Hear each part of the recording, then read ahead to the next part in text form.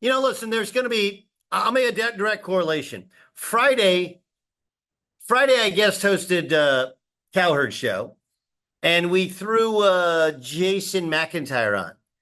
And Jayson McIntyre tried to tell me that Jayson Tatum is coming off a great NBA Finals run because I can't do a McIntyre imitation. I think, Sam, you can. But the premise of it was, well, he led them in points and assists and rebounds, so he must have had a good NBA Finals, right? And it is actually, this is the easiest parallel to make, okay?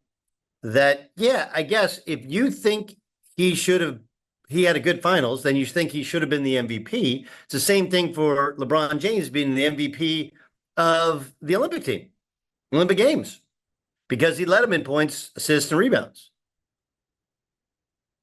But here's the thing.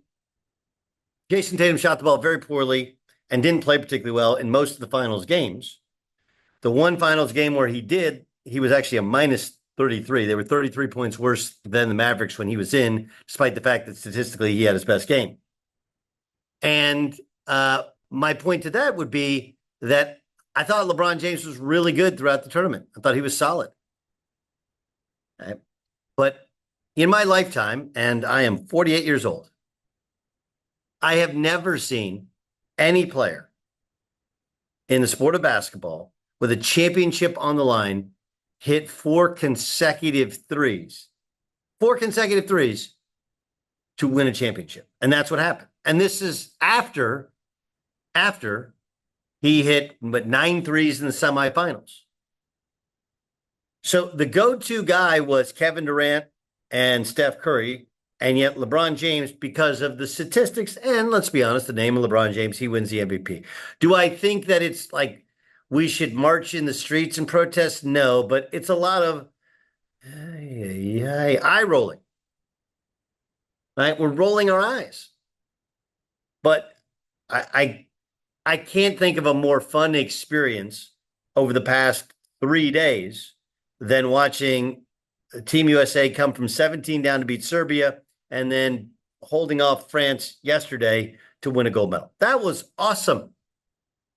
Actually, sorry, last 4 days, because they didn't win it yesterday. They won it the day before. My bad. Now, there was a little bit of Twitter controversy, and I'll end it right now because what I think many people do on Twitter is they use social media for, like, they want to do gotchas. Like, if you say something and you misspeak, they'll do a what's it called? They'll take a picture of your tweet and then you take it down and like, oh, I gotcha. Or they do it just to, I guess just to find something to be truly haters at. And here, this is the perfect example was, I'm watching the game, and I'm actually at the airport in Chicago watching the game, and Steph wasn't playing well. And yeah, some people don't even understand how I would tweet or whatever, but there are people even to today who will come at me because they think somehow like, oh, your ratio on Twitter. Let me kind of quickly explain here. Steph Curry was not playing well in the second half of the gold medal game. Actually, at times, he wasn't playing well throughout that game. And I put Steph ain't helping kids. Loose with the ball. He's a minus defensively. Right? So then you get people going, you're just a hater. And then he makes 4 consecutive threes. And what's really interesting is it actually has a timestamp on it. You look at it within the context of it. And this goes along with being a coach, is that you're going to have a guy who you count on, you depend on, and he's not playing well, but he's got that strap as a shooter that you definitely want to believe in. And so do you take him out thinking, I got to get somebody else in there who covers up for the things that he doesn't do well? Or do I trust my guy? And I do wonder, like, I think Steph Curry plays no matter who the coach is, but I definitely think it's the leash that he had is different because Steve Kerr is the head coach. And Steve has seen all the amazing things, and he knows that Steph Curry has undeniable self-confidence that he believes the next shot is going in, whether he missed the first 50 or not. But he was to the point of like, we want to get him out of there. Are we sure we want to do this? And then bang, he hits one, and bang, he hits one, and bang, he hits one. And then the last one, it just defies any sort of word that I have in my vast vernacular in the English language. I can't describe that shot because it seemed impossible. It seemed like he threw it up for an alley-oop, like he wasn't trying to make it, and then it goes in. It was incredible. So if you think I took an L, you're an idiot. And you don't understand time and reacting and the whole use of the device. And what I always enjoyed about Twitter and social media, but Twitter especially, is when you're watching a game, you feel like you're watching a game with a group or a room full of people.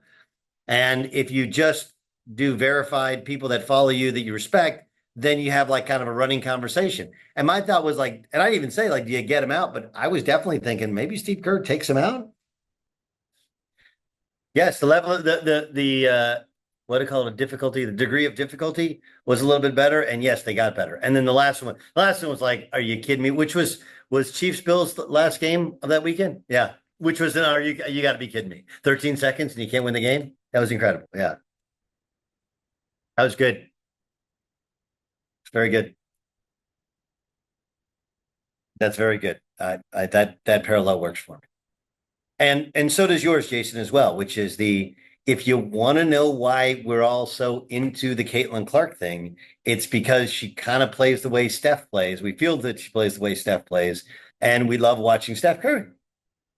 We just do. I mean, Kevin Durant is easily the greatest scorer of this generation. It's not really close. Like the only like LeBron's just played longer, and KD's had numerous injuries, right? The Achilles, the foot going back to Oklahoma City. But in terms of the ability to truly score at three levels and do things, like he's an absolute freak of nature. Okay. But people don't gravitate towards him the way they do towards Steph. It's the same thing with LeBron James. People love LeBron James and some people think he's the greatest player ever, but there's not the gravity of Steph. Steph just has this thing to where things that shouldn't be possible for a guy his size are somehow possible. And it's the funnest thing to watch. You're like, no, wait, what? What is he doing? He's winning. That's what he's doing. So that was fun. It was fun. I don't know who takes over in 2028. I think it's a really, really hard job. Really hard job. And it's on our home soil, which will provide a lot of pressure. And I think we can all see that we know what's coming from France. Like they have barring injury, an absolute freak of nature where he's going to be really good. But in the meantime, good weekend for USA basketball. The men especially were just that was a fun watch. Our thanks to Rapid Radios, the official communication device of Fox Sports Radio. Rapid Radios are instant push-to-talk walkie-talkies offering national LTE coverage with no subscription or monthly fees. Great alternative to mobile phones for your kids. We use them during the show. Go to rapidradios.com right now and get up to 60% off and free shipping. Coming up next to the Doug Gottlieb Show, we're live at the TireRack.com studios. Aaron Rodgers finally admits to something that everyone wanted him to admit to.